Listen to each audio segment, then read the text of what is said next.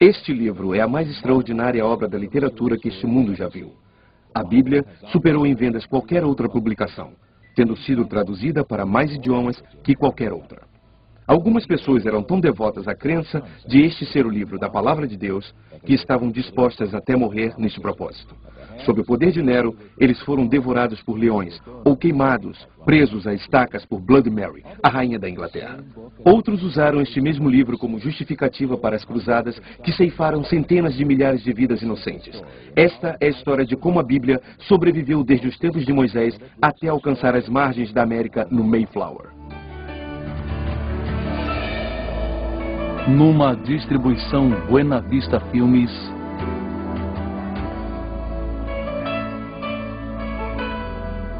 O Livro Eterno.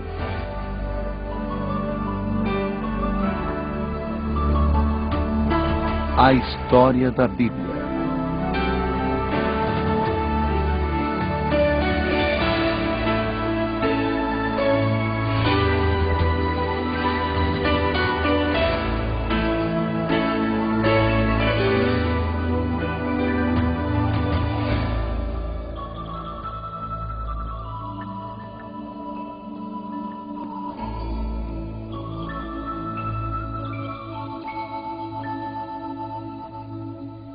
A palavra de Deus para o homem, como a Bíblia começou, 1500 a.C.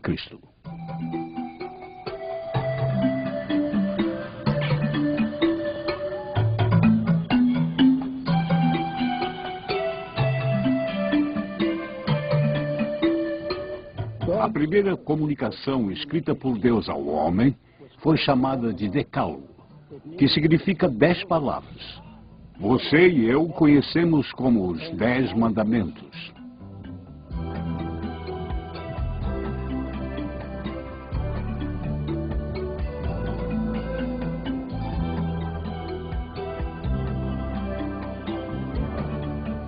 Primeiro foi dada oralmente e depois foi escrita. Moisés foi chamado a subir o monte pela segunda vez e Deus deu a ele os direitos dos povos, os direitos de propriedade e os direitos ao culto.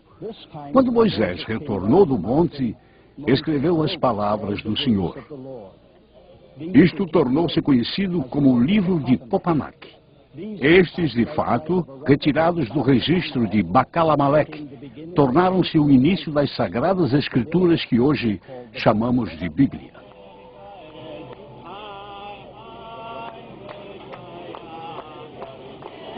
Foram 1500 anos para compilar. 40 autores diferentes contribuíram, e eles escreveram em 3 línguas diferentes. Alguns usaram poesia, outros história e outros biografias. Muitos dos que escreveram eram reis ou guerreiros, e outros eram fora da lei. Tudo o que foi produzido tornou-se para nós em 2 testamentos reunidos em 66 livros. O Velho Testamento Canon, 300 anos antes de Cristo. Existe uma palavra que precisa fazer parte do seu vocabulário. Se já não faz, a palavra que me refiro é cânon. Ela refere-se à coleção de livros que constituem a Bíblia. Eu estou interessado na Bíblia como ela se refere aos judeus. Eles acreditavam que a Bíblia foi dada aos homens como uma revelação especial, que vinha de Deus e que era o princípio e o fim de toda a autoridade sobre todos os assuntos. Era a mais alta corte de apelação para a qual todo homem deveria ir. A Bíblia que eles tinham não difere da Bíblia que temos em termos do Velho Testamento. Eles vão dizer-lhes que a canonização das Escrituras não aconteceu numa noite. Não foi decidida numa reunião de conselho. É alguma coisa que Deus fez gradualmente. Quando foi feito, dividiram-se em 3 partes. Eles tiveram a lei, ou que eles se referem como Torá. Tiveram os profetas e depois os escritores, ou como chamaram de hierografia. Isto acontece se vocês olharem no Evangelho de São Lucas, capítulo 24, e em seguida, no versículo 44, vocês observarão que é a mesma divisão da Bíblia que foi dada por Jesus. A escrita era primitiva, e não havia letras minúsculas, vogais ou sinais de pontuação, e nenhum espaço entre as palavras. e eles escreviam do lado direito do papel para o esquerdo. Eles tinham apenas 22 livros na Bíblia deles. Entretanto, era exatamente o mesmo material que está nos atuais 39 livros do Velho Testamento. Mas quando o acúmulo de tais escritos aconteceu? Está dito em Êxodo 24, versículo 4. E Moisés escreveu todas as palavras do Senhor. Quando Alexandre o Grande conquistou o mundo, era uma época de racionalismo filosófico. Os homens viviam fazendo perguntas. Havia estrelas no campo das questões como Sócrates, Platão e Aristóteles. Mas eles não tinham respostas para as perguntas. Eles só tinham as perguntas. Não somente os livros de Moisés foram escritos 1500 anos antes de Cristo, mas lembre-se, de acordo com a tradição, o livro de Jó foi escrito 400 anos antes disso.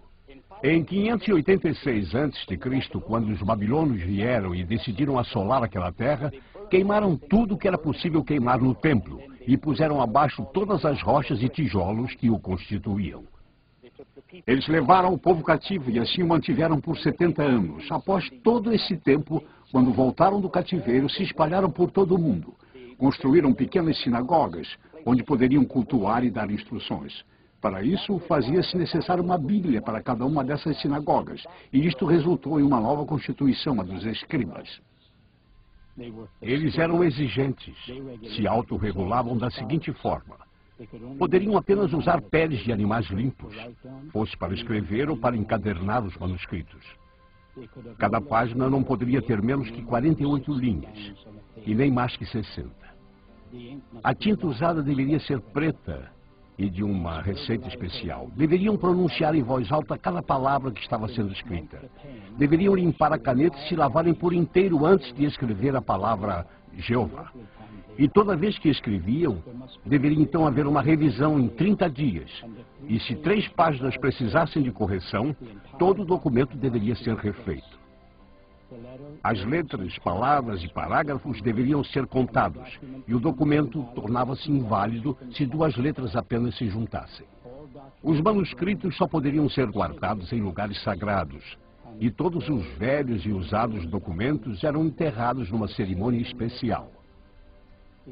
Antes da invenção da imprensa, esse processo sacrificante contribuiu para a notável precisão das escrituras, quando comparadas às recentes descobertas arqueológicas. A influência grega, 250 a.C.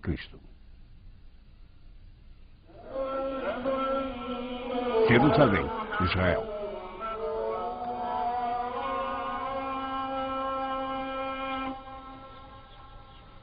Quando Alexandre o Grande conquistou o mundo, era a época dos raciocínios filosóficos. O homem vivia se questionando. Alguns eram brilhantes na área das questões, como Sócrates, Platão e Aristóteles. Mas eles não tinham respostas às próprias perguntas. Deixaram na mente humana um vácuo, um vazio, algo que precisava ser preenchido, e eles esperavam por alguém que pudesse vir a responder a todas as questões. Quando Alexandre morreu em 323 a.C., o mundo se tornou bilíngue, e o grego era a segunda língua mais falada. Por esta razão, tornou-se importante haver uma tradução da Bíblia para o grego. Por volta do ano de 285 a.C., havia vários judeus que faziam parte da subcultura egípcia. De acordo com a tradição, Demétrios de Palerum, responsável pela mundialmente famosa biblioteca em Alexandria, perguntou ao rei Ptolomeu Filadelfo do Egito se ele conseguiria a tradução grega da lei judaica para a biblioteca.